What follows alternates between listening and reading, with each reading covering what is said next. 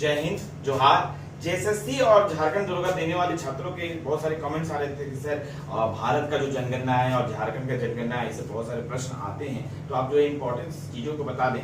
तो मैं आज जो आपको डाटा बता रहा हूँ जनगणना से रिलेटेड, इससे सारा जो है डाटा आपको एग्जाम में आ जाएगा। कम से कम 3 से 4 प्रश्न जो है परीक्षा में आपको बनेंगे ही बनेंगे।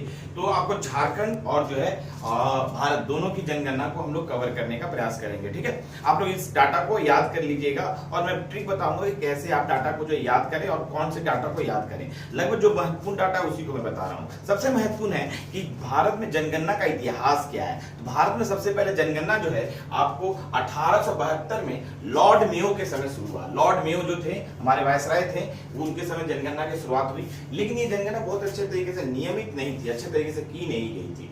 फिर हम लोग देख रहे हैं कि 1881 में जो है नियमित रूप से जनगणना की गई और नियमित रूप से जनगणना लॉर्ड रिपन जो वायसराय थे उन्होंने शुरुआत कराई और हर 10 साल बाद जनगणना होना शुरू हुआ। जनगणना जो सबसे होना शुरू हुआ और सबसे इंपॉर्टेंट बात है कि जो है अभी जो 2011 में जो जनगणना हुई, जो अंतिम जनगणना है, वो हमारे भारतीय इतिहास में जनगणना के इतिहास में 15वीं जनगणना होती है। लेकिन स्वतंत्रता के बाद अगर पूछेगा तो ये 7वीं जनगणना है और इसमें जो है 29 विषय को पूछा गया, 29 विषय के तरह क्वेश्चन को पूछा गया था।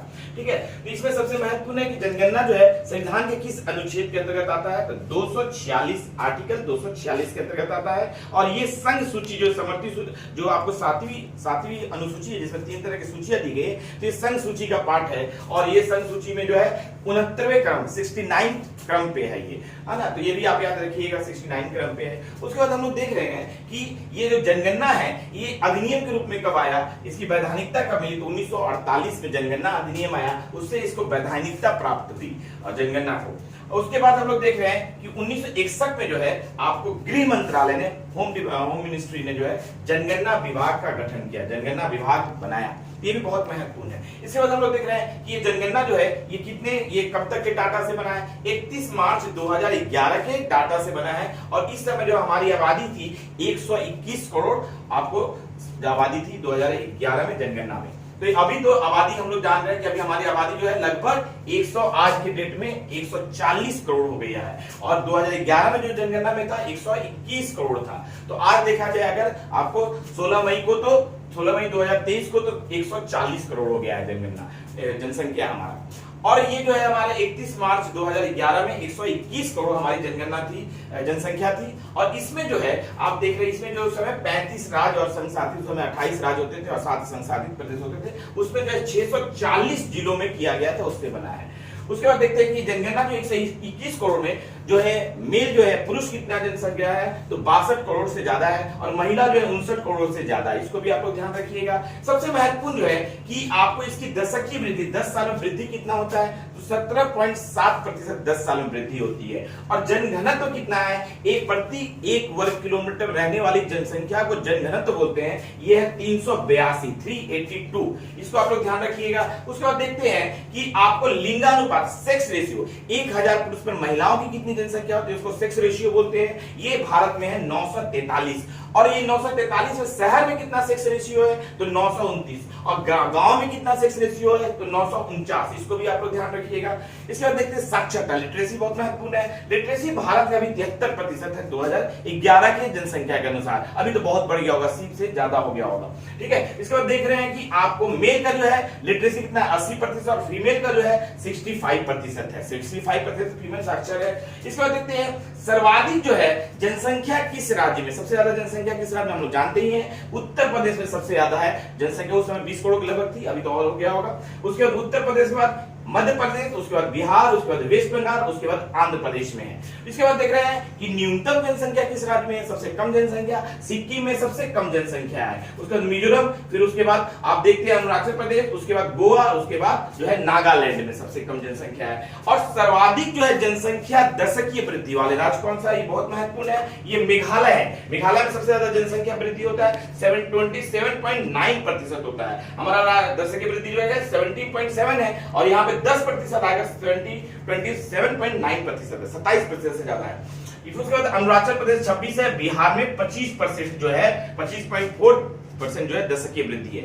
इसके बाद देखते हैं सबसे ज्यादा न्यूनतम दशकीय वृद्धि कहां पे है, तो नागालैंड में। नागालैंड में माइनस में चला जाता है, माइनस जो है 0.6 जो है दशकीय वृद्धि है। उसके बाद केरल सबसे कम है 4.6, उसके बाद गोवा है 8.6%। ये हम लोगों ने दशकीय वृद्धि देख लिया। अब हम लोग देखने जा रहे हैं कि भारत में जो है नगरीय आबादी कितनी है। भारत की जो नगरीय आबादी है वो है आपको 31.2%, और ग्रामीण आबादी कितनी होगी 68.8%। इसके बाद हम लोग देख रहे हैं कि आपको जनजातियों की जनसंख्या कितना प्रतिशत है भारत में, तो 88.6% जनजाति भारत में है प्रतिशत उनका, और उनका लिंगानुपात जनजातियों में 990 लिंगानुपात, सेक्स रेशियो कितना है 990। और एससी जो है किस जगह पे नहीं है, एससी जो है नागालैंड, लक्षद्वीप, अंडमान निकोबार, अरुणाचल प्रदेश में एक भी शेड्यूल कास्ट नहीं है, ऐसी जातियां एक भी नहीं है। इसके बाद हम लोग देखते हैं सर्वाधिक लिंगानुपात कहां पे है भाई, तो सर्वाधिक लिंगानुपात वाले 5 राज्य जो है,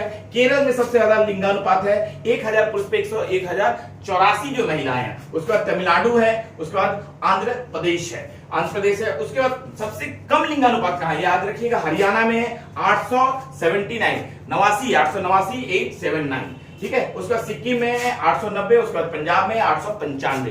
तो ये लिंगानुपात हो गया। सर्वाधिक अनुसूचित जाति, अनुसूचित जनजाति कहां पे, सबसे ज्यादा अनुसूचित जनजाति की आबादी देखते हैं तो मध्य प्रदेश, महाराष्ट्र, उड़ीसा और राजस्थान में सबसे ज्यादा अनुसूचित जनजाति। तो मध्य प्रदेश में सबसे ज्यादा अनुसूचित एसटी रहते हैं। उसका न्यूनतम कहां है, तो गोवा में एसटी सबसे कम है, उसका सिक्किम, उत्तराखंड और हिमाचल प्रदेश में है सबसे कम। इसका देखते हैं सर्वाधिक जनघनत्व, बहुत बार प्रश्न आता है। सबसे ज्यादा जनघनत्व जो है बिहार में 1106, उसके बाद वेस्ट बंगाल 1028, उसके बाद केरल 860, और उसके बाद उत्तर प्रदेश 829, उसके बाद हरियाणा 573 है आपको जनसंख्या का।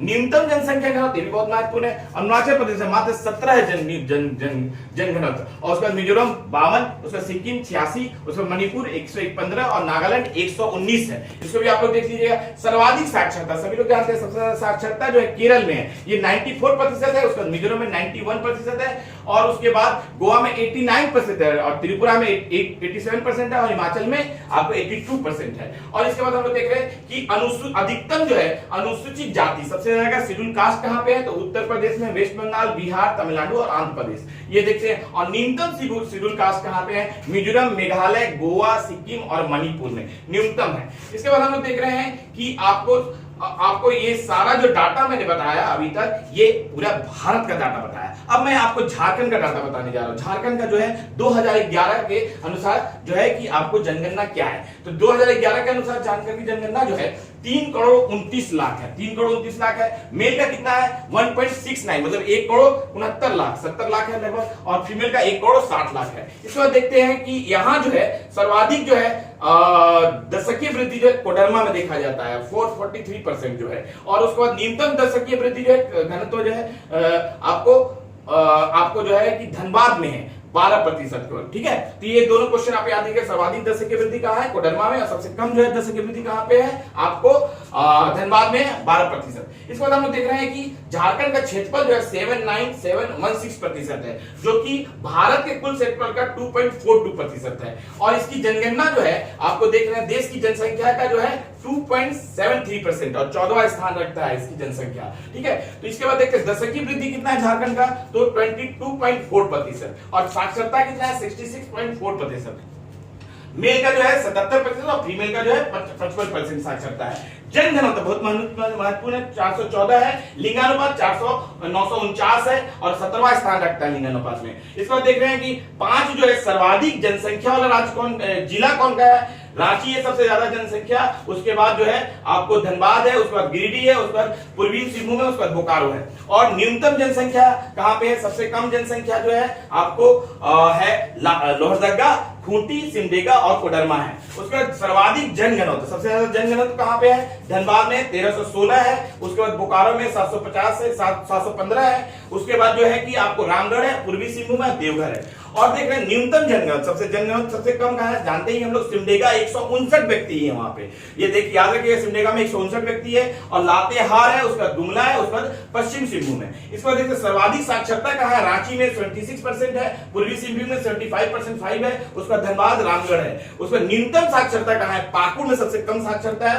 49% है, उसका साहिबगंज 52 और गोड्डा 56% है। इसका सर्वाधिक लिंगानुपात कहां पे है भाई, सबसे ज्यादा लिंगानुपात जो है पश्चिम सिंहभूम में, याद रखिएगा 1005 है लिंगानुपात, 1005 पश्चिम सिंहभूम में, फिर सिमडेगा में 997, फिर खूंटी पे है 997। और न्यूनतम लिंगानुपात बहुत महत्वपूर्ण है, सबसे कम लिंगानुपात जो है आपको जो है धनबाद में 969, उसके बाद आपको 869 है, उसके बाद रामगढ़ में 921, उसके बाद बोकारो में आपको 922। तो धनबाद में सबसे कम लिंगानुपात है, याद रखिएगा 869 है, आप इसको याद रखिएगा, ठीक है। 869 नहीं 906 है, 909 है, 909 जो है कि आपको लिंगानुपात जो है धनबाद में, इसको आप याद रखिएगा, सबसे कम लिंगानुपात धनबाद में है। तो ये बहुत सारी चीजों को बताया है। इसके बाद सबसे हम लोग महत्वपूर्ण देखते हैं कि सर्वाधिक एसटी आबादी सबसे ज्यादा कहां आबादी में रहती है, तो रांची में रहती है, उसके बाद आपको जो है पश्चिम सिंहभूम में है, और उसके बाद गुमला और पूर्वी सिंहभूम में है। उसके बाद देखते हैं कि प्रतिशत में अगर देखा जाए कि एसटी का प्रतिशत सबसे ज्यादा कहां है, तो खूंटी में सबसे ज्यादा 73%, उसके बाद सिमडेगा है, उसके बाद गुमला है। और आप ये भी जानिए कि झारखंड की जो है ग्रामीण आबादी कितना है 76%, और शहरी आबादी कितना है 2.24%। तो गांव में कितने लोग रहते हैं 76%, और शहर में कितने रहते हैं 24%। तो ये मैंने लगभग जो है आपको सारा चीज जो है झारखंड और जो है भारत का जनगणना का पूरा मैंने कवर कर दिया है। आप लोग इसको अच्छे से ध्यान से 2 बार वीडियो को सुनिएगा तो सब याद आ जाएगा। आप जो है पहला जरूर याद रखिएगा, जैसे कि सर्वाधिक जनसंख्या कहां पे है, तो सर्वाधिक जनसंख्या एसटी का कहां पे, तो रांची जरूर याद रखिएगा। उससे सबसे कम जो है एसटी कहां पे, उसको याद रखिएगा। प्रतिशत में सबसे कहां है, तो खूंटी याद रखिएगा। तो इस तरह से आप पहला जरूर याद रखिएगा। तो आप लोगों का बहुत बहुत धन्यवाद। आप लोगों के लिए मैं बोर्ड छोड़ रहा हूं, आप लोग जो स्क्रीनशॉट लेके अपने नोट्स बना लीजिएगा, ठीक है। और आप लोग जो है जेएसएससी के सारे प्रतियोगिता परीक्षा को दीजिए। इस साल हम लोगों को किसी तरह नौकरी को लेना ही लेना है। आप लोग अपना ध्यान रखिए। आप लोग का बहुत बहुत धन्यवाद।